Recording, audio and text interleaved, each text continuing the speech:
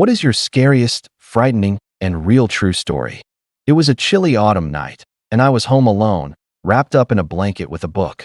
Suddenly, I heard a soft tapping at the window. I brushed it off as branches swaying in the wind. But then it happened again, more insistent this time.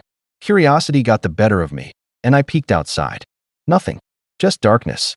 I returned to my book, but the tapping continued, now sounding like a whisper. I felt a chill run down my spine. I decided to investigate. As I walked through the dimly lit house, I noticed the front door was slightly ajar.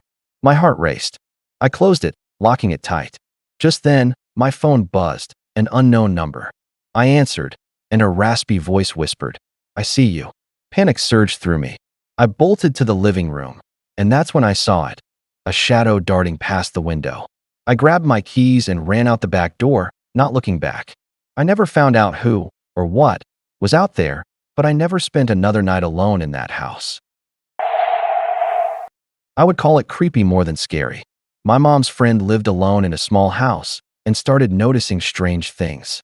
Her soup was disappearing faster than usual, eggs were missing, and damp towels appeared in the hamper even though she hadn't used any. She thought she was just forgetful. Then one day, she heard thumping in the attic. Curiosity got the better of her, and when she investigated, she found makeshift living quarters, a small radio, a hot plate, a sleeping bag, and food wrappers. She called the cops, who caught a homeless man trying to sneak in through her attic window. Turns out, he'd been living there while she was at work, helping himself to her food. Instead of pressing charges, she chose compassion. They got to know each other, and she let him move in. She helped him find a job, and he stayed in the attic until he got back on his feet. It started as a creepy situation, but ended up being a heartwarming story of kindness. My mom was driving one night when suddenly, a guy darted out into the road. She slammed on the brakes to avoid hitting him. Just as she was catching her breath, 3 other men emerged from the shadows of the forest, all trying to yank open the car doors. Thankfully, she had locked them right after starting the engine. In a panic, she hit the gas and sped off to the nearest town. It's a chilling reminder. Always lock your car doors as soon as you get in.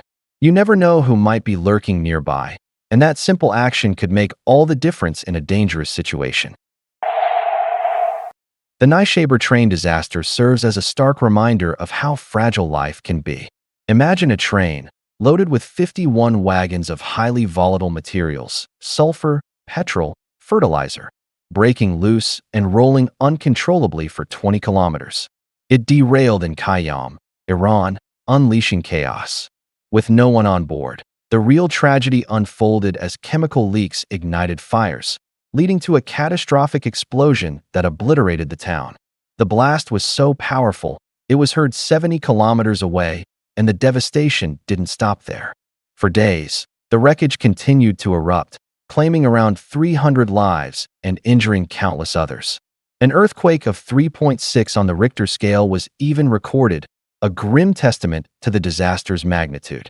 This event reminds us that death can strike unexpectedly, turning ordinary moments into unimaginable tragedy in an instant.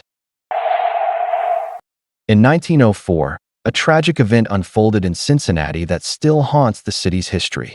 9 schoolgirls, full of life and laughter, met a horrifying fate when the floor of their outhouse collapsed beneath them. Imagine the shock as they plunged into a pit of human waste, a nightmare that no one could have anticipated. This disaster wasn't just a freak accident. It highlighted the dire conditions of sanitation at the time. The community was left reeling, grappling with the loss of young lives and the grim reality of inadequate facilities. This incident sparked conversations about public health and safety, ultimately leading to reforms that aim to prevent such tragedies in the future. The Cincinnati Privy disaster serves as a stark reminder of how far we've come in protecting our children and the importance of proper sanitation. In 1904, a tragic event unfolded in Cincinnati that still haunts the city's history. 9 schoolgirls, full of life and laughter, met a horrifying fate when the floor of their outhouse collapsed beneath them. Imagine the shock as they plunged into a pit of human waste, a nightmare that no one could have anticipated. This disaster wasn't just a freak accident. It highlighted the dire conditions of sanitation at the time. The community was left reeling, grappling with the loss of young lives and the grim reality of inadequate facilities. This incident sparked conversations about public health and safety, ultimately leading to reforms that aim to prevent such tragedies in the future. The Cincinnati Privy disaster serves as a stark reminder of how far we've come in protecting our children and the importance of proper sanitation. My friend's boss had just bought this sleek Audi A4 convertible, one of those cars that turned heads back when they were new. It had these cool pop-up roll hoops designed to protect you in case of a rollover. A few months later, he found out just how crucial they were. He lost control on a steep bank and skidded down about 35 feet. The car flipped, but the roll hoops deployed perfectly, saving his life. He crawled out with just a few cuts and scratches, feeling lucky. As he walked back up to the road, he called the police to report the accident. Then, out of nowhere, a driver approached him, asking if he was okay. My friend's boss turned to reply, and in that split second, he dropped dead. It turned out his neck had fractured during the crash, and when he turned his head, it severed his spinal cord. Just like that, a moment of relief turned into tragedy. Life can be so unpredictable. Kiki Camarino was more than just a DEA agent. He was a man dedicated to fighting the brutal drug trade in Mexico. Kidnapped by the Guadalajara cartel, his fate was a harrowing descent into darkness. For 3 agonizing days, he endured unimaginable torture, a chilling testament to the lengths the cartel would go to silence him. They even brought in a doctor, not to save him, but to revive him repeatedly, keeping him conscious through the torment. Each moment was a calculated act of cruelty, designed to prolong his suffering. His story is a stark reminder of the real-life horrors behind the drug war, a narrative that echoes through the gripping scenes of Narcos. Mexico, yet the reality was even more brutal than fiction. Kiki's sacrifice shines a light on the relentless fight against the drug trade, a battle that continues to this day. I was just a girl, left in the hands of a woman who twisted kindness into cruelty. Sylvia Likens, they called me, but I was more than a name. I was a victim of unimaginable torment. My parents, trusting and unaware, thought I'd be safe.